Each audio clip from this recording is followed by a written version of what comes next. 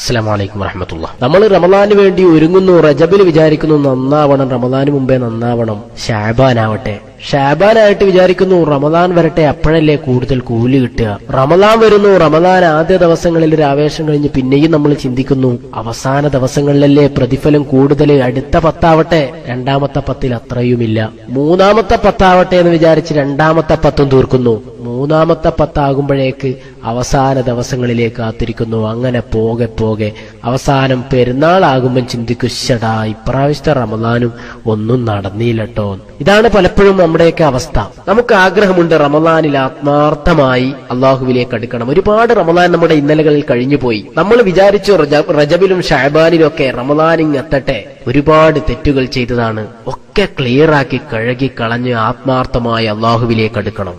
റമദാനിങ് വരും ആദ്യത്തെ 1-2 ദിവസമൊക്കെ ഖുർആൻ എടുക്കലും ഖത്മ തുടങ്ങലും പിന്നെ മെല്ലെ മെല്ലെ ഇല്ലാതായി. അവസാനാകുമ്പോഴേക്ക് റമദാൻ കഴിഞ്ഞപ്പോ ഷടോ ഒന്നും നടന്നില്ലട്ടോ എന്ന് പറയുന്ന ഒരുപാട് റമദാനുകൾ നമ്മുടെ ഇന്നലകളിൽ കഴിഞ്ഞുപോയി. എന്താണ് ഇതിന് കാരണം പ്രിയമുള്ളവരെ? നാം വേണ്ട രൂപത്തിൽ ഒരുങ്ങുന്നില്ല. നമുക്ക് ഈ ഖുർആനോടും ഇബാദത്തുകളോടും സുന്നത്തുകളോടും ഒരു അറ്റാച്ച് ഉണ്ടായാൽ മാത്രമേ ആ റമദാനിങ് വരുമ്പോഴേക്ക് നമുക്കതിലേക്ക് ഇഴകിച്ചേരാൻ കഴിയൂ. അല്ലാതെ ഒരു ദിവസം നമ്മൾ ചാടിപ്പിടഞ്ഞ് എഴുന്നേറ്റ് അതിലേക്ക് പോകുമ്പോഴും അതൊരു ഉപരിപ്ലവമായ ആവേശം മാത്രമായിട്ട് പെട്ടെന്ന് കെട്ടുപോകുന്നു. നമുക്ക് ഇത്തരം കാര്യങ്ങളുമായി ഒരു ബന്ധം വേണം. കഴിഞ്ഞ റമദാനിൽ നാം അടച്ചുവെച്ച പരിശുദ്ധ ഖുർആൻ ഒന്നുകൂടി നാം സജീവമായി മെല്ലെ മെല്ലെ ഓതിത്തുടങ്ങി ആ റമദാനെ സ്വീകരിക്കാൻ പാകത്തിൽ നമ്മുടെ ഹൃദയങ്ങൾ വിശാലമാകണം. ഏറ്റവും പരമപ്രധാനമായി നിരന്തരം നാം ആവർത്തിച്ചു കൊണ്ടിരിക്കുന്ന തെറ്റുകളിൽ നിന്ന് വിട്ടുനിൽക്കാനെങ്കിലും റജബിലും ഷഅബാനിലും അങ്ങനെ ഒരു മാനസിക പൊരുത്തം നാം നേടിയെടുത്താൽ റമദാനിൽ നമുക്കതിന് കഴിയും. എങ്കിലേ നാം റമദാനെ സ്വീകരിക്കുന്നത് മാനസികമായ ഒരു ഒരുക്കത്തോടു കൂടിയാവുകയുള്ളൂ.